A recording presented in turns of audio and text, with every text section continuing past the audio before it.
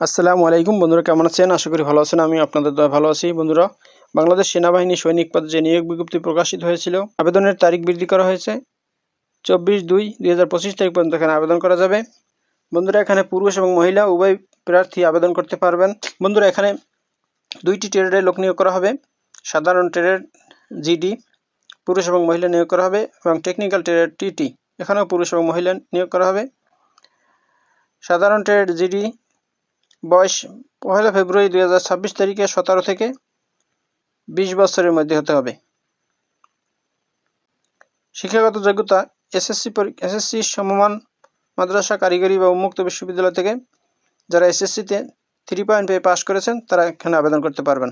তো টেকনিক্যাল ট্রেডে 1 ফেব্রুয়ারি 2026 তারিখে যাদের বয়স 17 থেকে 21 বছরের মধ্যে তারা এখানে আবেদন করতে পারবেন।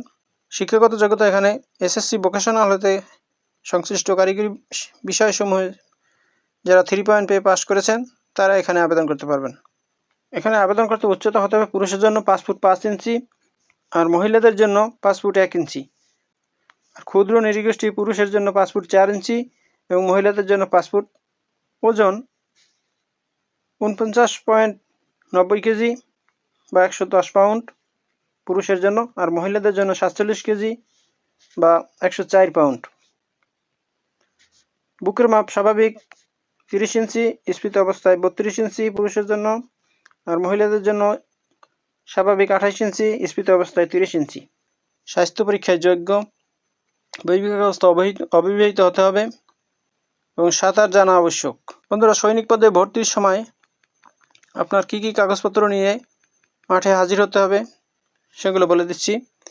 শিক্ষাগত যোগ্যতার মূল সনদপত্র মার্কশিট ফটোকপি হলে সত্যায়িত হতে হবে, তবে পরবর্তীতে মূল সনদ উপস্থাপন করতে হবে। এবার আছে সংশ্লিষ্ট শিক্ষা প্রতিষ্ঠানের প্রদান কর্তৃক দেয়া স্থায়ী ঠিকানা ও জন্ম তারিখ সম্বলিত মূল প্রশংসাপত্র এবং এসএসসি পরীক্ষার প্রবেশপত্র। এরপর আছে টেকনিক্যাল ট্রেড প্রার্থীদের ক্ষেত্রে সংশ্লিষ্ট টেকনিক্যাল ট্রেড কোর্সে যোগ্যতা অর্জনের সপক্ষে সনদপত্রের মূল কপি। ড্রাইভার ট্রেডের জন্য লাইসেন্স থাকতে হবে। এরপর আছে অভিভাবকদের সম্মতিসূচক সনদপত্র যা সংশ্লিষ্ট চেয়ারম্যান কর্তৃক সত্যায়িত হতে হবে। এরপর আছে সংশ্লিষ্ট চেয়ারম্যানের দেয়া জন্মসূত্রে নাগরিকত্ব ও চারিত্রিক সনদপত্রের মূল কপি। এরপরে নিজ জন্ম নিবন্ধন সনদপত্র এবং জাতীয় পরিচয়পত্রের সত্যায়িত ফটোকপি যদি থাকে। এরপর পিতামাতার জাতীয় পরিচয়পত্র, স্মার্ট কার্ডের সত্যায়িত ফটোকপি। এরপর সদ্য তোলা পাসপোর্ট সাইজের 6 কপি এবং স্ট্যাম্প সাইজের 2 কপি ছবি। ছবির পটভূমি নীল অথবা আকাশী রঙের হতে হবে। পরিধেয় পোশাক হালকা রঙের হতে হবে। সাঁতার পরীক্ষা দেওয়ার জন্য প্রয়োজনীয় পোশাক নিতে হবে। এরপর আছে লিখিত পরীক্ষার জন্য কলম, জ্যামিতি বক্স, পেন্সিল, স্কেল ও ক্লিপবোর্ড ইত্যাদি সঙ্গে নিতে হবে।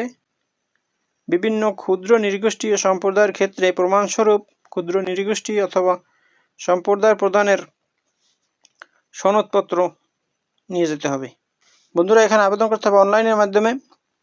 আবেদনের ঠিকানা sainik.teletalk.com.bd এই ওয়েবসাইটের মাধ্যমে আবেদন করতে হবে। আবেদন করতে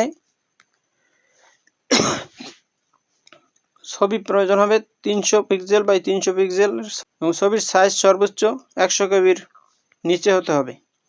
বন্ধুরা, আপনারা যেভাবে আবেদন করবেন আমি সেটা বলে দিচ্ছি।